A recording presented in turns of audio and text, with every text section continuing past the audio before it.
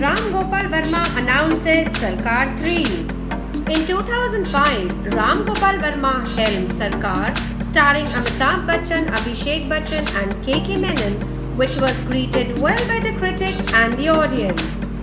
After 8 years, Ram Gopal Verma has announced the third installment titled Sarkar 3 and will release the first look of the upcoming film on August 26th. He also confirmed that Abhishek Bachchan and Aishwarya Rai Bachchan won't be featured in the third installment. The plot of Sarkar 3 won't have any antagonist. There will be larger-than-life characters dealing with Sarkar traditions and dramatic events.